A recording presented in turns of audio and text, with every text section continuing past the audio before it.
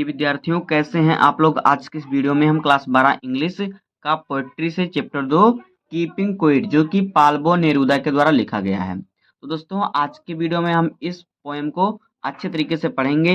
इसमें about the poem, about the poet और फिर बिफोर रीड, बाकी जितना भी हमारा पोएम है सबको पढ़ेंगे शुरू से लेकर अंत तक। तो इसको हम हिंदी और इंग्लिश दोनों भाषा में समझेंगे। तो वीडियो में लास्ट तक में रहेगा। आप वीडियो अपने वीडियो को लाइक कर दीजिए, चैनल अपने सब्सक्राइब कर दीजिए, बेल आइकन को प्रेस कर दीजिए, क्योंकि बोर्ड एग्जाम के हर सब्जेक्ट का हर इंपॉर्टेंट टॉपिक का वीडियो आपको इस चैनल में मिलता रहेगा। तो आइए हम इसको स्टार्ट करते हैं। देखिए, अबाउट द पोएट, यानी कि पहले हम लेखक के बारे में पढ़ लेते हैं। तो देखिए, लेखक के बारे में हम पढ़ेंगे पहले, उसके बाद हम इसको पढ़ेंगे थोड़ा आगे, इसको पोएम के बारे में। देखिए, पहले हम पढ़ते हैं अबाउट द पोएट। तो देखिए, पाल्बो नेरूदा, जिनका जन्म हुआ था 1904 ईस्वी में और उनकी मृत्यु हुई थी 1973 ईस्वी में, was a prominent poet and political activist. यानी कि जो पाल्बो नेरूदा जी हैं, इनका जन्म हुआ था 1904 ईस्वी में और 1973 ईस्वी में इनकी मृत्यु हुई थी। ये एक प्रख्यात कवि और राजनीतिक कार्यकर्ता थे। ही रियल नेम, यानी इनका जो असली नेम था, he real name was Neftali Ricardo Reyes, और फिर क्या है, बासो आल्टो। ये इनका नाम था। उनका असली नाम क्या था? नेफ्ताली रिकार्डो रेएस बासो आल्टो था। He was born at Parral in Chile. उनका जन्म चिली के पराल में हुआ था। एट द एज ऑफ 13 ही contributed some articles in a local daily La Manana. देखिए, 13 वर्ष की आयु में उन्होंने स्थानीय दैनिक यानी कि जो समाचार पत्र होता है, ला मनाना में कुछ लेख लिखे। He adopted his pen name of Pablo Neruda in the memory of the Czech poet Jan Neruda. इन्होंने चेक कवि जॉन नेरूदा की स्मृति में पाल्बो नेरूदा उपनाम अपनाया। इन्होंने चेक कवि जॉन नेरूदा की स्मृति में पाल्बो नेरूदा नाम जो है उपनाम अपनाया। आगे देखिए, ही continued his literary activities and also studies French and pedagogy at the University of Chile in Santiago। तो देखिए, उन्होंने अपनी साहित्यिक गतिविधियों को जारी रखा और सैंटियागो स्थित चिली विश्वविद्यालय में फ्रेंच और शिक्षा शास्त्र का अध्ययन भी किया। In 1939 Neruda was appointed as council for the Spanish immigration residing in Paris and then consul general in Mexico, where he wrote Santo General as the epic poem about the whole South American continent with its nature। आगे देखिए, ये हमारा क्या हो जाएगा इसमें। 1939 में Neruda को पेरिस में रहने वाले स्पेनिश प्रवासियों के लिए कौंसल नियुक्ति किया गया और फिर मेक्सिको में महावारीदूत नियुक्त किया गया, जहां उन्होंने कैटो जनरल की रचना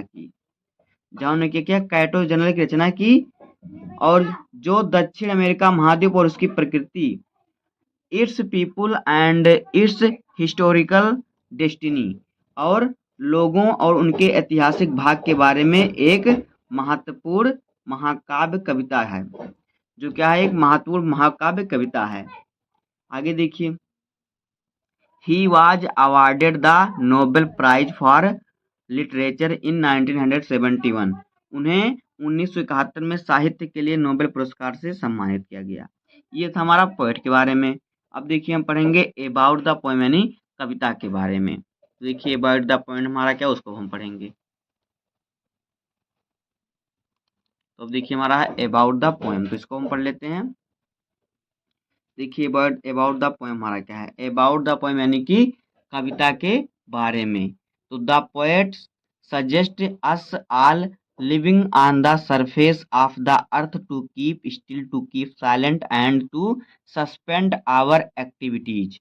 यानी कि कभी हम सभी को जो पृथ्वी की सतह पर रहते हैं, स्थिर रहते हैं, मौन रहने, यानी जो कवि है हम सभी को बताता है जो पृथ्वी पर की सतह पर जो लोग रहते हैं, सरफेस का अर्थ होता है सतह, सतह पर रहते हैं, उन्हें स्थिर रहने, मौन रहने और अपनी गतिविधियों को स्थगित करने का सुझाव देता है। आगे देखिए, एक्टिविटीज का होता है जो अपनी स्थगिति होती है, जो गतिविधि होती है। एक्टिविटी का अर्थ होता है, एक्टिविटीज का अर्थ होता है गतिविधि। आगे देखिए, it's will be an ecstatic moment for us all to feel together oneness in a sudden surprise. यह हम सभी के लिए एक अनूठा क्षण होगा, यानी सरप्राइज होगा, एक अनोखा पल होगा। This act will provide some moment to introspect quietly. यह कार्य हमें चुपचाप आत्मनिरीक्षण करने के कुछ क्षण प्रदान करेगा। जो यह क्षण में होगा, आत्म यानी स्वयं को निरीक्षण करने के लिए कुछ समय आपको कुछ क्षण प्रदान करेगा, यानी खुद को आप जान सकेंगे। आगे देखिए, it will help us in understanding our self. यह हमें स्वयं को समझने में मदद करेगा। It will give us mutual understanding. यह हमें आपसी समझ प्रदान करेगा। We will feel sad because we have never understood ourselves and we have threatened ourselves with death। क्योंकि हमने कभी स्वयं को नहीं समझा और हम स्वयं को मृत्यु के खतरे में डाल दिया। हमने स्वयं को समझा नहीं और खुद को मृत्यु के खतरे में डाल दिया। आगे देखिए, the earth can teach us the everything seem dead in winter, but as the spring comes in everything become alive।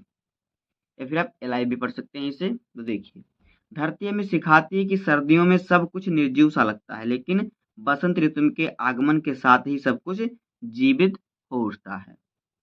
This period of winter gives rest and leisure to the earth. सर्दियों का यह समय धरती को विश्राम और आराम देता है।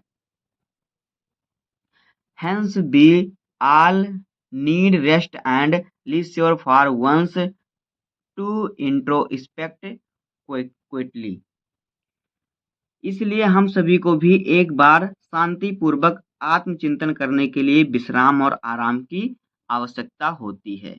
अब देखिए, हमें दिया है कुछ बिफोर यू रीड, यानी पढ़ने से पहले इसको आप पढ़ लीजिए, यानी कविता पढ़ने से पहले। देखिए, हमें दिया ना, बिफोर यू रीड। देखिए क्या दिया है, what does the title of the poem suggest to you. यानी कि कविता का शीर्षक आपको क्या संकेत देता है। What do you think the poem is about. आपके अनुसार कविता किस विषय पर आधारित है। तो देखिए, जो हमारा कीपिंग क्विट जो हमारा पोएम है, इसका अर्थ होता है कि चुप रहना। और what you do thinks the poem about, जो कविता है किस पर आधारित। तो कविता जो है हमें खुद आत्मनिरीक्षण करने के लिए आधारित है, यानी खुद को पहचानने के लिए समय देने के पर आधारित है। तो ये हमारा हो गया पोएम के बारे में और पोएट के बारे में। अब हम पढ़ते हैं पोएम। अब यहाँ पे देखिए, हमारा पहला स्टेंजा क्या है, now we will count to 12 and we will all keep still. यानी कि हम सब 12 तक गिनेंगे और हम सब बिल्कुल शांत रहेंगे। ये हमारा पहला स्टेंजा है। Now we will count to 12, यानी कि हम जो है 12 तक गिनेंगे, and we will all keep still, और हम बिल्कुल शांत रहेंगे। दूसरा स्टेंजा देखिए हमारा क्या है, for once on the face of the earth it's not speak in any language, let's it stop for 1 second and not move our arms so much. तो देखिए क्या है, for once on the face of the earth, यानी कि धरती पर एक बार के लिए क्या है, अर्थ, यानी let's not speak in any language, यानी धरती पर एक बार के लिए किसी भी भाषा में बात ना करें। Let's stop for 1 second, let's let's stop for 1 second and not move our arms so much. पल के लिए यानी एक पल के लिए रुकें और अपने हाथों को इतना ना हिलाएं, अपने हाथों को हिलाएं मत, एक पल के लिए रुकें। उसके बाद देखिए हमारा तीसरा स्टेंजा क्या है। देखिए तीसरा स्टेंजा क्या है। It would be an ecstatic moment without rush, without without engines. तो देखिए ठंडे, देखिए यहाँ पे हमारा क्या है, यह एक अनोखा क्षण होगा बिना किसी भाग दौड़ के, बिना किसी इंजन के। We would all be together in a sudden strangeness. हम सब अचानक एक अजनबीपन के साथ होंगे। उसके बाद देखिए चौथा स्टेंजा हमारा क्या है।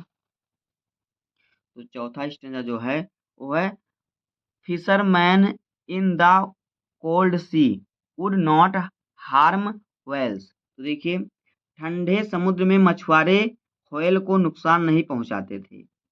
And the man gathering salt would look at the hurt hand. नमक इकट्ठा करने वाला व्यक्ति अपने घायल हाथों को देखता रहता था। ये हमारा हो गया चौथा पैराग्राफ। अब देखिए हमारा पांचवा स्टेंजा क्या है। देखिए कह रहा है कि those who prepare green wars with gas, wars with fire. देखिए जो लोग हरित युद्ध, गैस युद्ध, आग युद्ध, एंड क्या है, बिना किसी जीवन के, देखिए victory with no no survivor, यानी कि बिना किसी जीवन के बच्चे की जीत तैयारी करते हैं, बच्चे की जीत की तैयारी करते हैं। Would put on the clean cloth and walk about with their brothers in the sad doing nothing. वो लोग क्या करते हैं, वो साफ कपड़े पहनकर अपने भाइयों के साथ छाया में टहलेंगे और कुछ नहीं करेंगे। ये हमारा हो गया पांचवा पैराग्राफ। अब देखिए हमारा है छठवां पैराग्राफ क्या है। तो यहाँ पे देखिए छठवां स्टेंजा हमारा क्या है, ये देखिए हमारा है छठवां स्टेंजा। तो आइए इसको हम पढ़ते हैं। तो देखिए छठवां स्टेंजा हमारा क्या है। यहाँ पे देखिए want what I want should not be confused with total inactivity. मेरी इच्छा को पूर्ण निष्क्रियता के साथ भ्रमित नहीं किया जाना चाहिए। Life is what is a labour, sorry, life is what is it is about I want to truck with death. जीवन में जीवन ही सब कुछ है, मुझे मृत्यु से कोई वास्ता नहीं रखना है। आगे देखिए if we we're not so single minded about keeping our lives lifes moving. अगर हम अपने जीवन को आगे बढ़ाने के प्रति इतने ही एक तरफा होते तो एक बार के लिए कुछ ना कुछ ना कर पाते, तो एक बार के लिए क्या है, कुछ ना कर पाते। आगे देखिए and for once could do nothing, यानी एक बार के लिए कुछ ना कर पाते। पर HEPS a huge silence might interrupt this sadness. तो शायद एक गहरी शांति खुद को कभी ना समझ पाने। And of threatening ourselves with dead, और और खुद को और खुद को मौत के खतरे में डालने की इस उदासी को तोड़ देती। तो ये हो जाएगा हमारा छठवां पैराग्राफ। अब देखिए हमारा सातवां पैराग्राफ क्या है। तो ये देखिए हमारा ये सातवां पैराग्राफ है, उसके बाद आठवां पैराग्राफ है। तो हमारा जो सातवां पैराग्राफ है उसको हम पढ़ते हैं। Perhaps the earth can teach us as when everything seems dead and later proved to be alive। शायद पृथ्वी हमें यह सिखा सकती है कि जब सब कुछ निर्जीव प्रतीत होता है और बाद में जीवित सिद्ध होता है। आठवां पैराग्राफ है now I will count up to 12 and you keep quiet and I will go. अब मैं 12 तक गिनती गिनूंगा और तुम चुप रहना, फिर मैं चला जाऊंगा। तो ये हमारा पोएम है। तो उम्मीद करता हूँ कि आपको यह पोएम हिंदी और इंग्लिश दोनों भाषा में समझ में आ गया होगा। इसके बाद हम इस चैप्टर का जितने भी इम्पोर्टेंट स्टेंजा हैं उसको सॉल्व करेंगे, उसके बाद क्वेश्चन सॉल्व करेंगे। तो बस आज की वीडियो में इतना ही। उम्मीद करता हूँ आपको वीडियो पसंद आया होगा। अगर आपको वीडियो पसंद आए तो वीडियो को लाइक कर दीजिए, चैनल पर नए सब्सक्राइब कर दीजिए, बेल आइकन को प्रेस कर दीजिए और एक प्यारा कमेंट कर दीजिए। मिलते हैं किसी नेक्स्ट वीडियो में, तब तक के लिए धन्यवाद। जय हिंद।